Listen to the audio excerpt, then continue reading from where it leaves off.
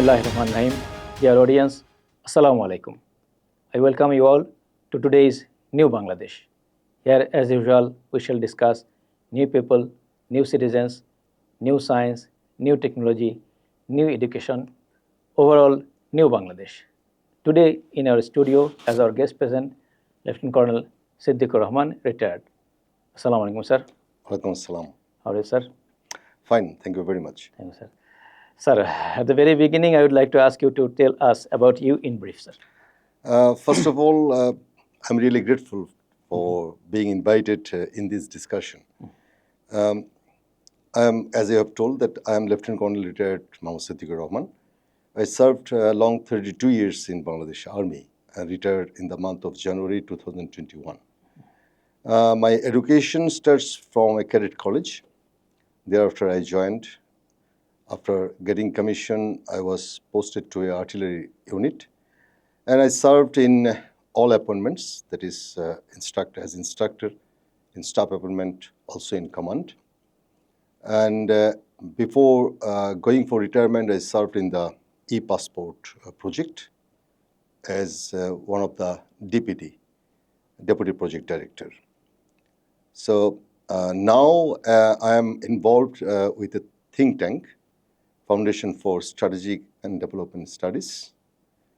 And we are actually looking after the security in general and some of the development issues related to Bangladesh with the motto, Bangladesh First.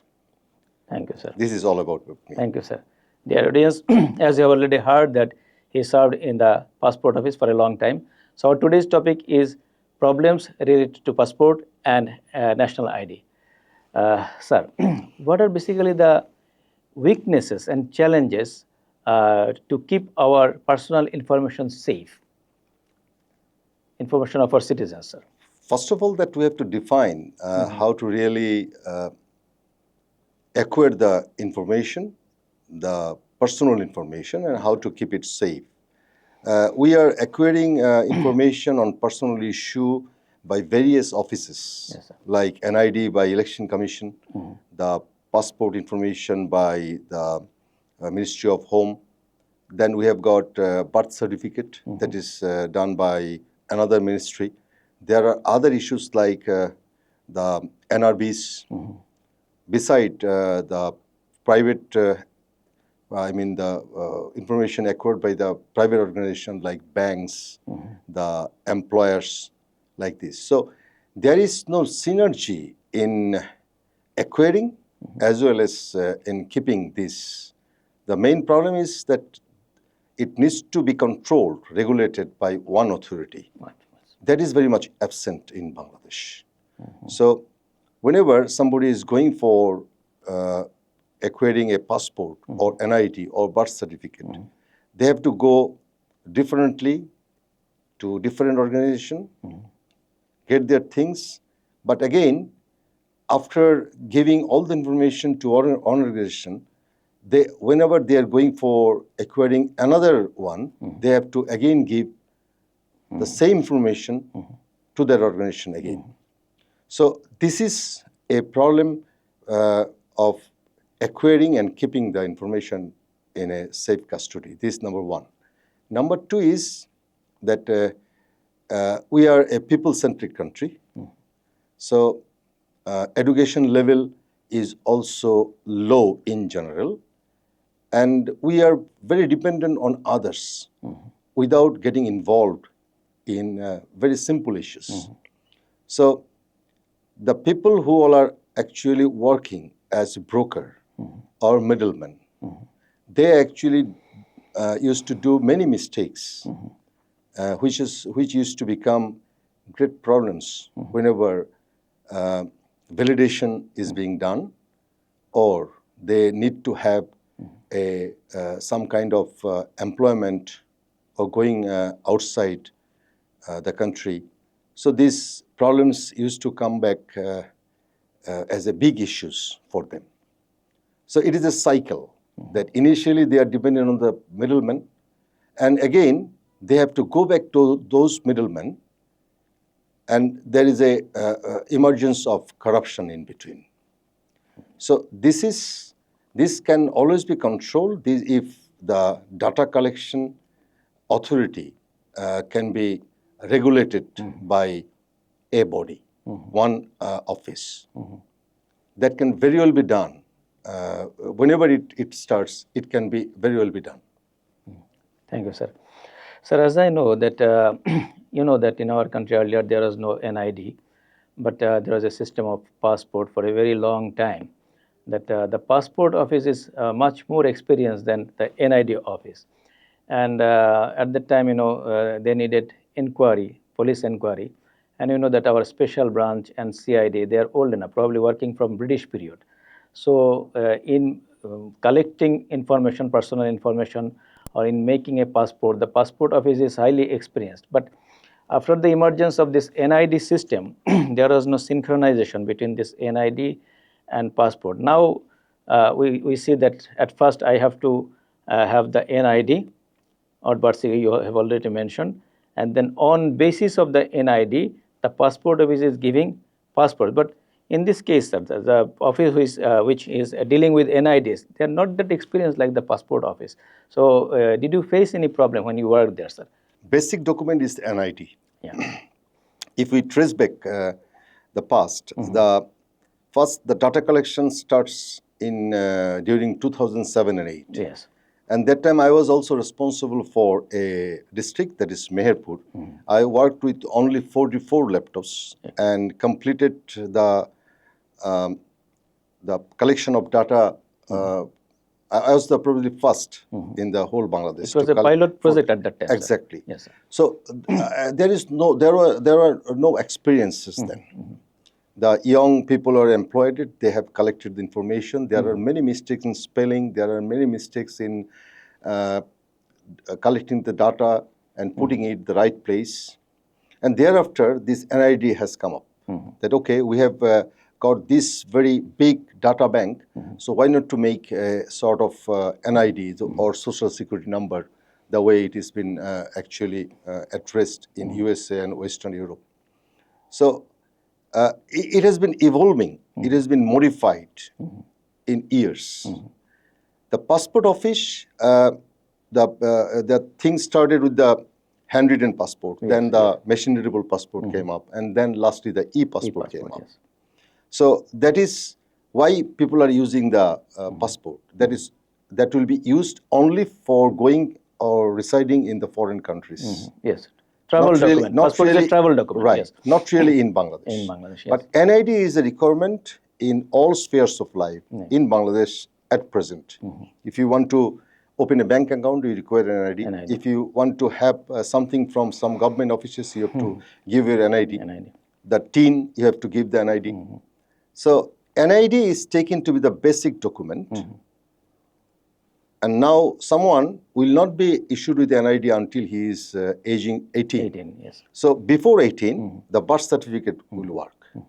So passport, all people, they do not require the passport. But NID is a requirement for everything. So it is okay that NID could be the base document for other issues, including passport. By last decade, the people employed as in the office of NID, they have got a lot of expertise with that. The thing is that whether the police verification is required or not. Now, police verification, in passport office, you cannot stop someone from getting a passport, whether he is a notorious man or he is a very kind-hearted man. Problem is that he can be stopped from going outside, from inside. I mean, he can be stopped from going outside in the immigration. There is no problem. But there is no way you can stop someone from getting a passport. So why the police verification is required? Yes. The police verification can be implemented in one place only.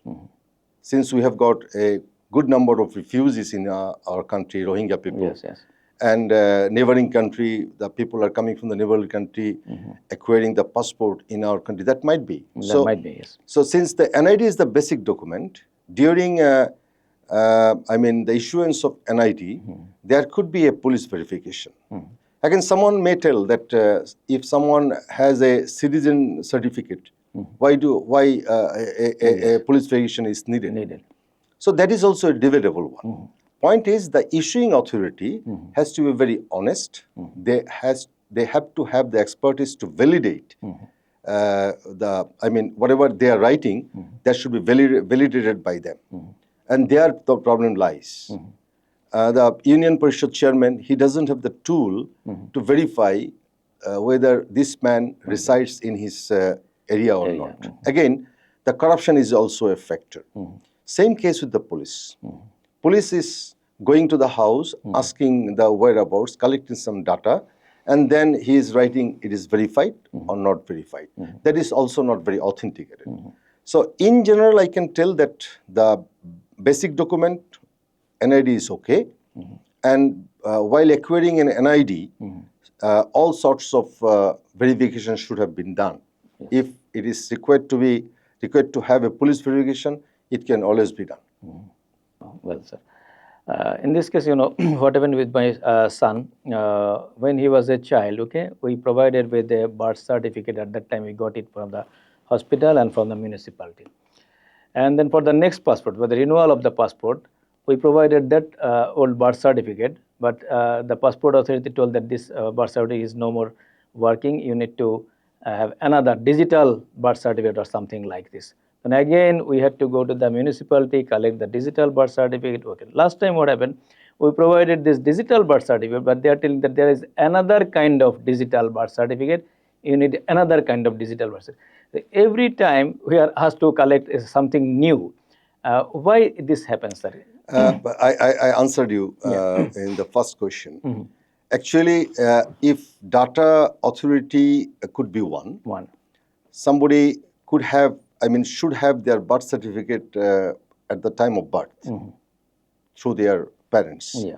So data can be, many data can be acquired that time, like parents' name, the addresses, place of birth, the name, and the birth date, date of birth.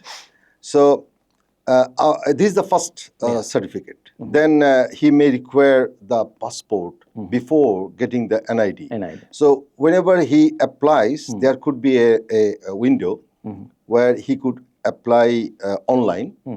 And if he applies for passport, so other required data for passport, other than those, could be, given in that window. So this made the passport. Same case for NID. So birth certificate, whenever a child is taking birth, his birth certificate could be issued with some information, because he, for the infant, the pump issue or the ID issue, actually these are not authenticated. So if as he is growing up, at a certain age, he could have these images and could have the NID or passport. So as a whole, this problem could be, solved. You didn't require to go for the digital birth certificate twice or thrice that time. So this could very well be controlled if one data authority is there, and the total thing can be, it could be made online. Here, another point I want to tell, said, for example, I am an applicant. I am applying for NID or passport. If if I require to give the biometric, I need to go to the office.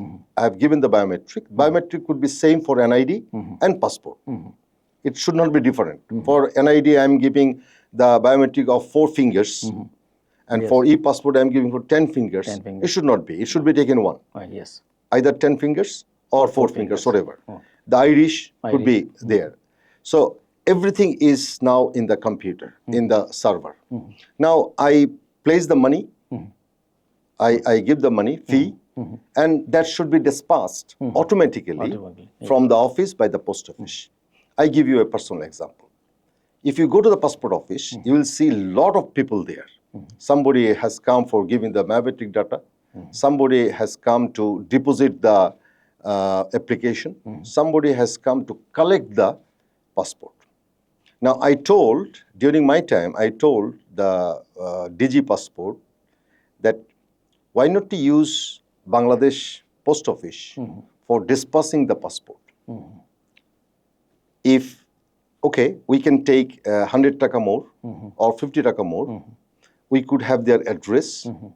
And after printing, if they agree that they want to get it at home or that address, this could be dispatched. And the people over there, they told me that no, this our postal system is very weak. This postal is very weak. They may lose it. I mean, we are depending on the post office. We have got many couriers. This would not be a problem because if a passport is lost, a duplicate passport can always be made if it is the responsibility for the postal services. But we couldn't make it.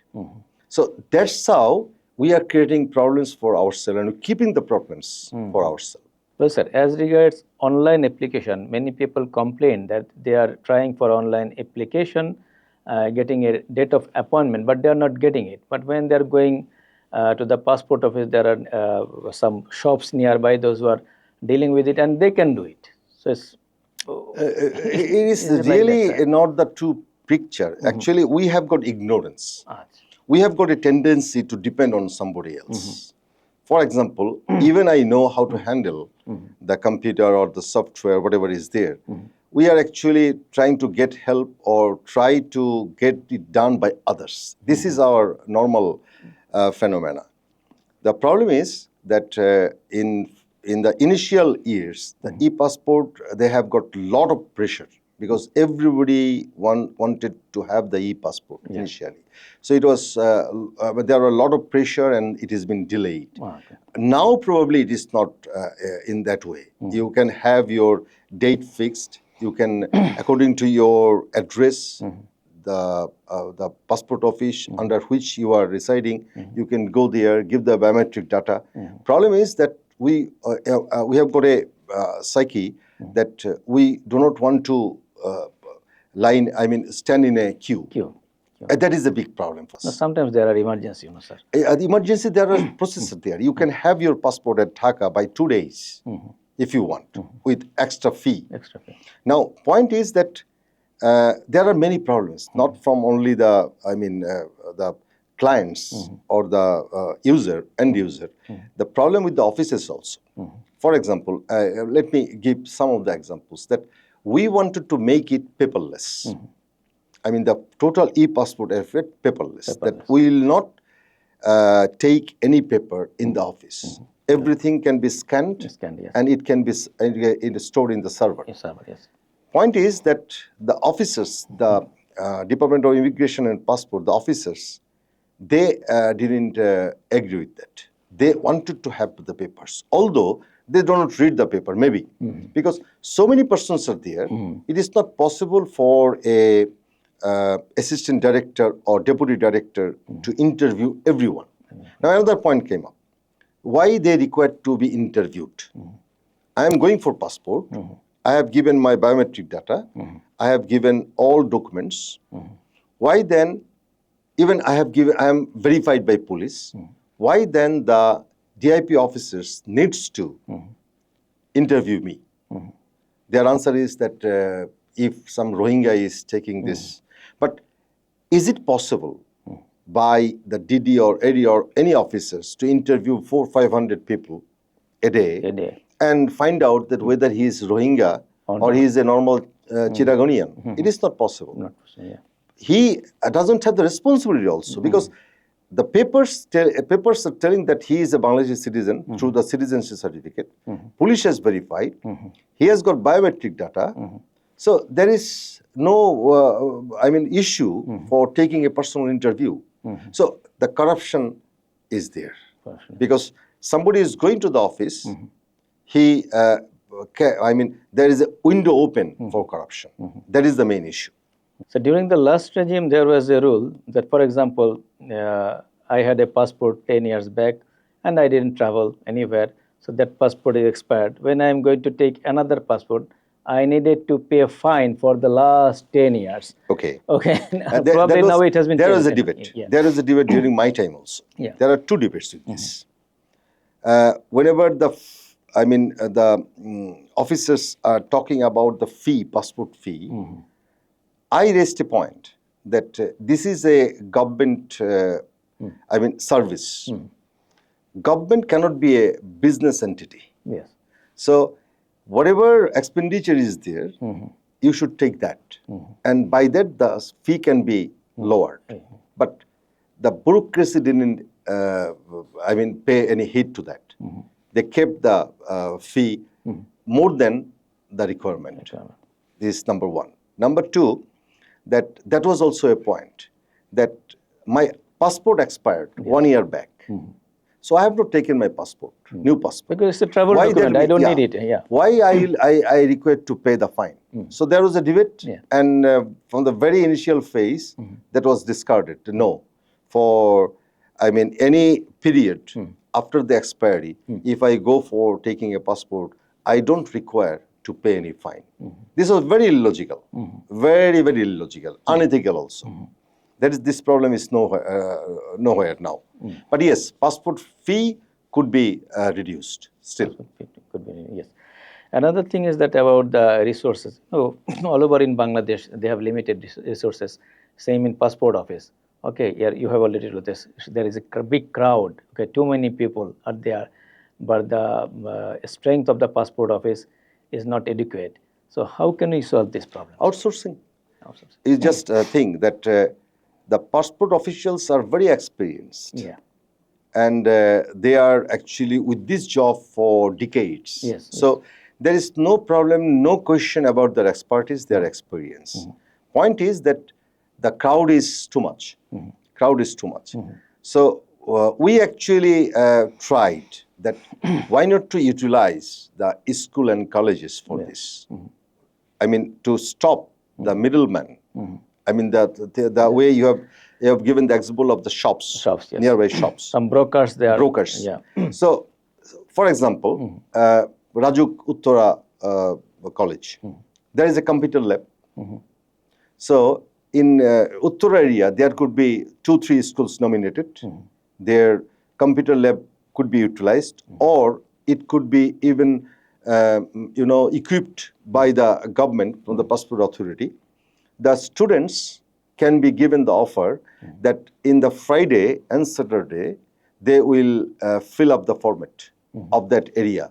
The people who will be going and will be charged, the people who are going to have this service, they will be charged a minimal amount, like 100 taka or 200 taka, whatever.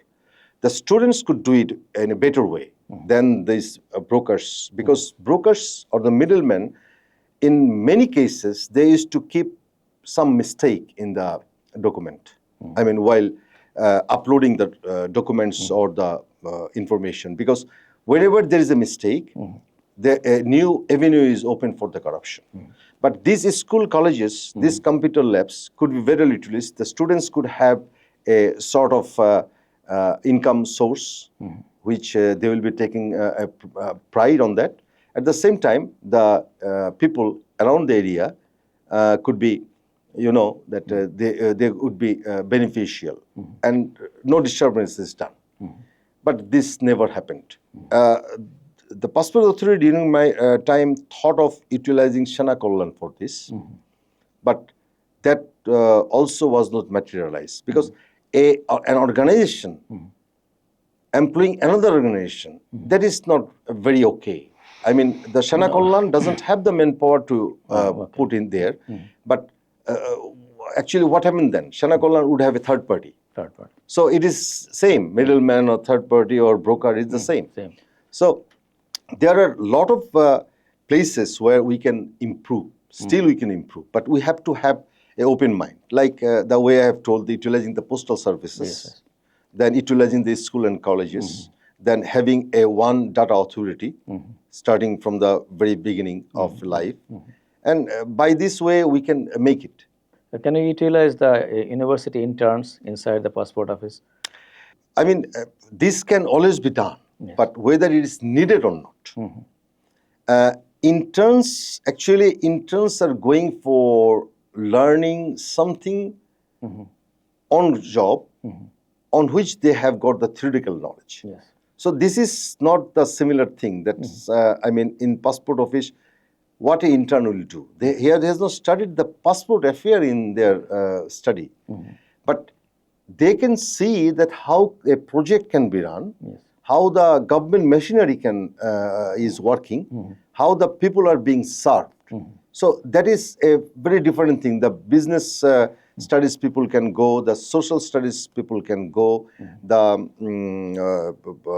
those people are studying for the, I mean, those are aspiring to become government official, they can go. Yeah. So that can always be done. This is also a good thing to have people working for you with less expenditure. Yes, sir. Thank you, sir. Another thing is about the ranking of Bangladeshi passports. Probably it is very weak or very low ranked. Why it happens? I'm very surprised to see when somebody talks about the weakness of Bangladeshi passport and blaming the passport only. Actually, you know that when handwritten passport was there, the fabrication was easy. Yes, sir. Somebody somebody with his picture, but another man information, he could have a passport. And we have seen the TV shows on that, very popular TV shows in 80s, early 80s, maybe in 90s also. Then the MRP came down. MRP used to have the thumb image, four-finger image.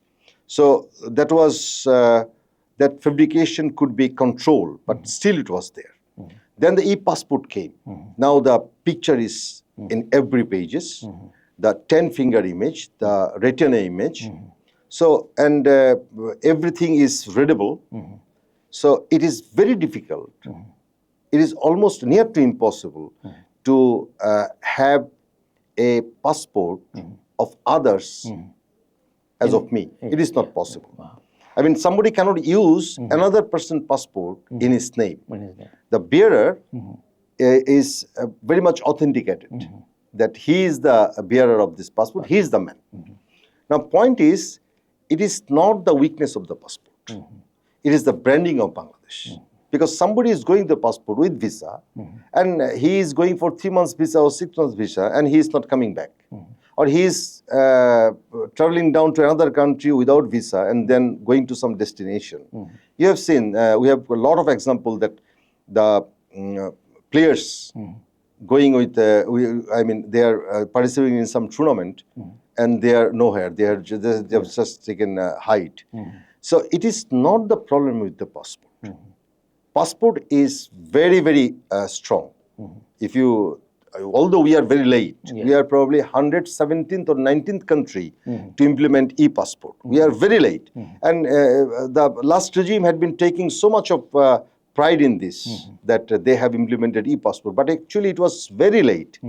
But still now, I mean, since we have done it, the passport is very strong. The problem is the bearer, the people. We the people. We do not actually think about the country image. So we are going with a strong passport, and then we are flying away. We are going other countries. We are not traceable. And that makes the Bangladeshi people some kind of, they do not actually entertain the Bangladeshi people. So Bangladeshi people is identified, but what is through passport. So that's how the Bangladeshi passport, the rating of Bangladeshi passport has gone down. Well, sir.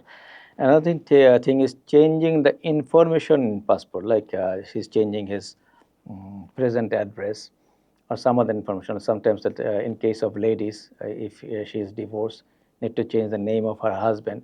It's very difficult to change the information in passport, sir. Can you make it easier, sir? Point is that is a critical issue. Critical issue means, why do we require 2-3 addresses?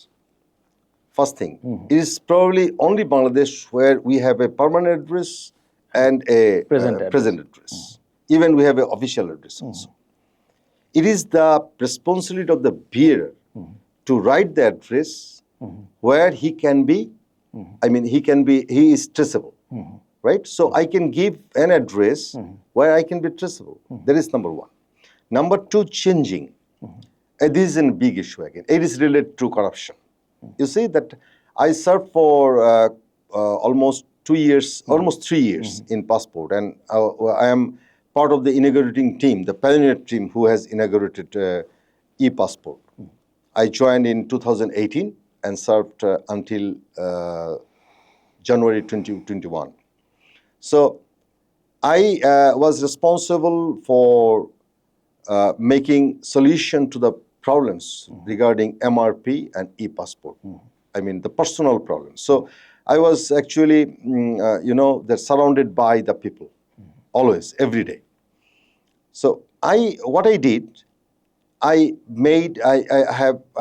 done some case studies. I made a paper that I made 20 case studies. Like, you see, day before yesterday, I went to the bank. In my checkbook, my name is MD Siddiqur Rahman.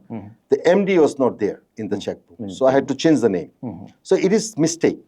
Okay. In Bangladesh, the women, after getting married, they used to take the name of, surname of their husband. But their educational certificate is the original name is written. Yes. Okay. Somebody is writing Muhammad full, somebody writing MD. Right. Somebody making some spelling mistake in their name. Even I saw that one word name, because some middleman has done that, some broker has done that, and he has written just Kareem or Rohim. Kareem, yes. No first name or no second name or middle name or surname. So I made around 20 case studies like this with the specific passport number. That these people, they have got this problem. So I made a type of solution that, okay, for this correction, we need to have this document, and this can be solved by a AD in the district passport office. For this problem, we require to have some more information, and this can be solved at this stage. For a critical problem, we need to have police verification again, and this can be solved at the level of ADG or DG. And 3 DG, I had 4 DGs. All 4 DGs, they approved this thing. Okay, we can start with. But this couldn't be implemented. Because problem exists means I have got the money. So this is the problem with the mindset. The people serving there, they don't require to interview the people because it is not feasible. They can have a sort of SOP. I have drafted an SOP for e-passport. That couldn't be, that commissioned. That couldn't be, then come into existence. Because people want to keep the problems on. And that is the actually a sort of income sources for them. Well, getting passport outside Bangladesh, for those who are working outside, probably 1.5 crore people are working outside in Middle East and European countries, North American countries. When they need to renew their passport or get a new type of passport, like from machine readable to e-passport, they face also huge problems in the consulate offices. How can you solve 2 it? types of problem is there. Yes. Actually, we have got officially around 20 crore people, but to my count, it is not less than 30 crore people in our country. If I think about 50 years back or 40 years back, the situation we have seen. Growth, considering the growth rate. Okay. It is not that the people shifted from one place to another. Everywhere it is crowded. So problems are also proportionately increased. 2 types of problem. One is that people who went earlier, they went through the brokers, the middlemen, and they have made their passport according to their will. Nothing is similar. Not name. If the name is okay, parents' name is not okay. The address is not okay. So there are many problems with those passports. Now they have given for example, but 12 years back, who has gone, he has given the thumb impression. Now he want to change it to e-passport. Now, whenever e-passport is coming up, his thumb impression and other things, it may not, I mean, Coincide with the previous. It might have been that somebody else's thumb impression was taken. So now his thumb impression is not matching, right? This can be one point problem. Another problem is that the document he is giving, the new documents, these are not matching with the earlier documents. This another problem. So it is the problem lies with the individual who has taken help from the middleman and made a passport somehow and went in other name or as other son or from other area. So this is a big problem because according to that passport, in Saudi Arabia, their Okama has been issued, or the government, the foreign country, government of the foreign countries, the things they have issued in that name. But while doing the new passport, they have got the problem. So there is some pressure also to continue the MRP in those countries, especially where our low-level occupants are good in number. Another problem is that again the officials. 1 year back, the ambassador of Oman, serving rear admiral, I had been talking to him. For example, everything is digitalized. For a person coming for, depositing the document, that document is taken. By one click, it is coming to Dhaka, the data center. Again, data center, after doing its job, it is going to the printing section. Then the other things is done. When the printing is done, this is again going by FedEx to those countries. And you can trace everything. You can trace means the officers can trace. Now, in the passport office, you'll be very surprised that in the foreign embassies, hardly any passport officials at the rank of officers are posted. Hardly. These are again occupied by either admin cadre or somebody else. Foreign ministry And sometimes. this is, you'll be again surprised that this money is not coming to the immigration department. This money is taken, the passport fees. This is one of the main source of income for the embassies. And the corruption is there. Now, the officers sitting there and the staff sitting there, they have their personal income also. How? I'm talking about the official, corruption. Now I'm talking about the personal corruption. They delay. For example, a passport has gone there. So they are supposed to scan the passport and the automatically a SMS should go to the individual that passport has come if the system is incorporated there. They are not doing it. They are telling, no, it is not coming, it is still in Dhaka. So they are getting 100 real or 50 dirham and they are giving the passport. So I talked it with two ambassadors. One is, they are both the military officers, the ambassador of Oman and ambassador of Kuwait, my coursemate General Tariq is there. And they have done tremendous changes over there. So people are getting the passport. The first problem, it is a complicated business problem. It has to be solved in the state level. And the second problem could be solved by the officials in the embassy. Well, sir, our time is running. Probably I have touched all the questions. Anything left, sir? Actually, for getting, the personal information, we need to be very acquainted with the system. The system is very user-friendly. It is made user-friendly. Point is that whether we have the mindset up to utilize that or not. We have to change our mindset up in this way that this is my job, we have to do this.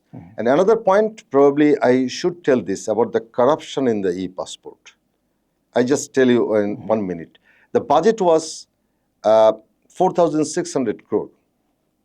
And that includes 8 printing machines, 1 building in the Diabari. Probably it is not included in the project. It is within this budget, it is outside this budget. Around 2 million passport books and ingredients for 28 million passport books. That time I asked the PD, the project director, sir, how can this be a project of 4,600 crore? It is not worth of 1,000 crore. How much money you have to spend for one printing machine? No way it could be 50 crore then. I am talking about 2018-19. It cannot go beyond 50 crore. So in all account, it cannot be more than 1,000 crore. But in this case, we have spent 4,600 crore, okay.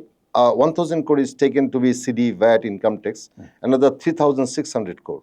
So there was a big corruption. And that was the actually brand of the past regime. In every project, they have taken it, and that's how the passport fee couldn't be lowered. That's how the other things where we could develop, we couldn't give it. We do not give the service. This should have been a government service, we couldn't give it. Well, sir, Thank you. Thank you. Any proposal for our new Bangladesh, sir?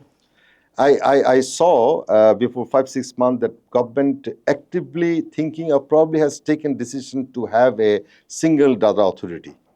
I will strongly recommend this data authority should take control of all data, passport, NID, birth certificate, Pravasi Kalyan Ministry. Even marriage certificate. Everything. Yes. They should take control of this thing. And that should be run either by the Prime Minister or the Chief Advisor Office, one of the division, or it could be given under the Armed Forces Division. Because that is the regulatory body then. They will regulate the things, everything, and they will make the synergy. It should be done like this. Well, thank you very much, sir. Dear audience, this is all with our today's discussion. I think you enjoyed the discussion. So hope to see you again in our next episode.